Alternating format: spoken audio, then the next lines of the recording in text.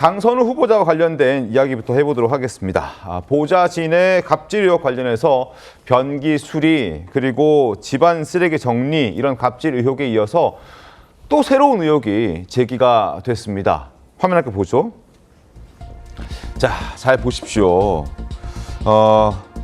집안의 가구나 가전기구를 구매할 때마다 견적을 비교해서 뽑아오라고 시키거나 백화점을 돌면서 명품을 사오라 쇼핑을 시키는 이런 것들도 국회에 소문이 파다하다고 합니다. 그리고 호캉스 다녀와서 픽업시키거나 술 먹고 대리운전 시키는 갑질도 있었다.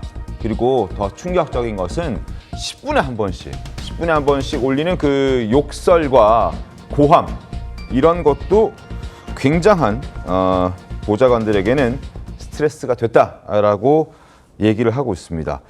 자, 익명 게시판에 올라온 글들입니다. 여러 가지로 계속해서 새로운 의혹들, 갑질 의혹들이 나오고 있는 그런 상황입니다. 가구를 살 때 이걸 견적을 비교해서 갖고 와라. 무슨 어플리케이션도 아니고 그죠? 부장님께서 어떻게 보셨습니까? 굉장히 좀 사람을 도구로 여기는 태도를 갖고 있구나 이런 생각을 했거든요.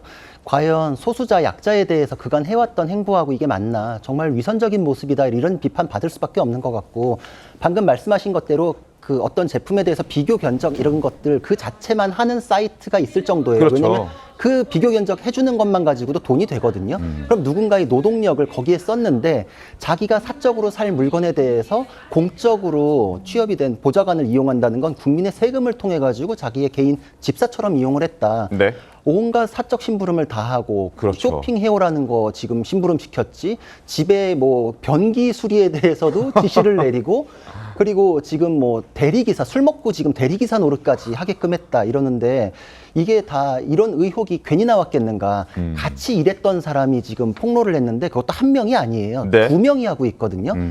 이 보좌관이라는 거는 사실 자기가 몸담았던 진영에서 계속 일을 해야 될 사람들이기 때문에 맞습니다. 이 정도의 얘기를 하는 건 정말 쉽지 않습니다. 자신의 앞날 미래까지도 그냥 포기하는 셈 치고서라도 지금 나는 진실을 밝히겠다 이런 거기 때문에 그동안의 갑질에 대해서 얼마나 울분이 있었으면 이렇게 했는가.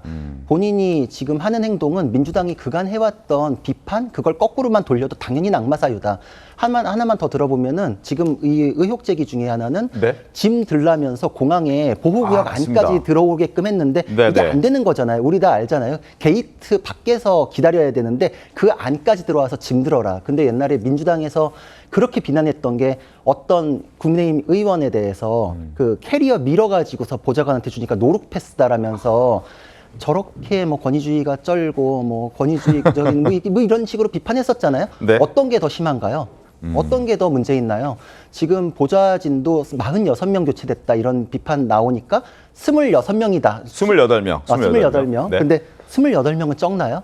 그리고 그 28명에 대해서 통상적인 숫자다라고 하는 거에 대해서 아, 이분은 해명 자체도 문제의식이라는 게 전혀 없구나 이런 생각을 하게 됐습니다. 그렇습니다.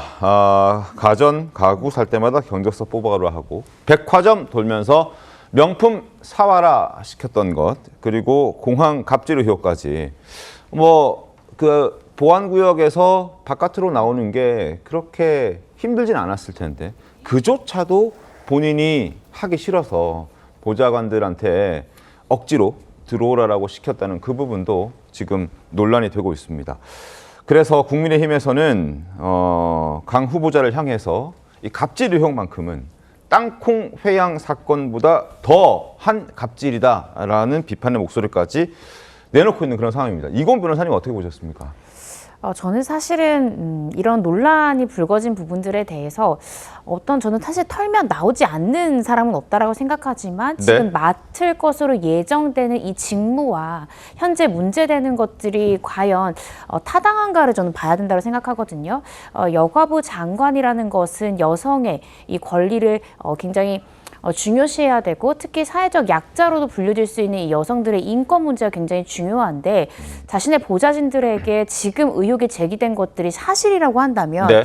과연 국민들이 여가부 장관으로서 지금 이제 거론되고 있는 후보자가 상당한 인물이라고 볼 것인가라는 생각이 들고 저는 지금 나오고 있는 의혹들이 정말 의아한 것이 짐은 본인이 들면 되고 이 백화점 명품 쇼핑 같은 것도 본인이 스스로 해도 되는데 이것은 사실 어떤 기업의 회장들이 자신의 비서에게도 시켰을 때 문제가 될 수 있는 것들이라고 생각이 들거든요. 네.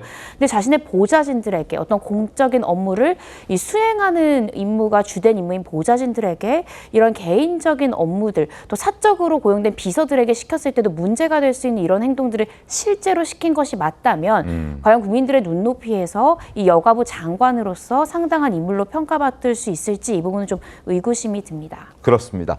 특히 보좌진들이 힘들었던 건, 견디기 힘들었던 건 바로 이 부분일 것 같습니다.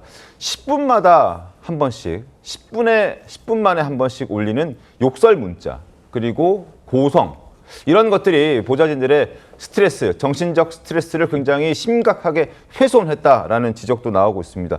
그리고 장윤주 변호사님, 네. 5년간 물론 뭐 강선우 의원, 그러니까 후보자의 주장은 46명이 아니라 28명의 보좌관들이 5년 동안 교체됐다라고 얘기를 하지만 46명의 보좌진 교체 의혹과도 이 욕설, 고성 뭐 이런 것들은 맞물려 있는 것 아닐까라는 생각도 들거든요. 어떻게 보셨습니까? 일단 처음에 나왔던 의혹은 이제 5년 동안 46명의 보좌진이 교체된 것 아니냐. 네. 그러니까 그만큼 그 의원실이 힘들었던 것 아니냐. 뭐 이런 의혹들이 나왔었는데 관련해서 중복 계산이 있을 수도 있겠다라는 지적도 있었거든요. 그래서 이제 강선우 후보자 측에서는 5년간 46명이 아니라 이제 28명이 교체됐다. 이제 이게 통상적인 수준이다라고 일단 해명을 했습니다. 물론 이것을 뭐 국민들이 판단하시기에 따라 통상적일지 아닐지 이 부분은 평가가 갈릴 수도 있겠지만 저는 일단 오늘 청문회가 예정되어 있기 때문에요. 후보자가 본인의 입으로 국민들께 어떤 설명을 하는지를 좀 들어봐야 된다라는 생각이 듭니다. 지금 여러 가지 뭐 갑질, 뭐 이른바 갑질 의혹들이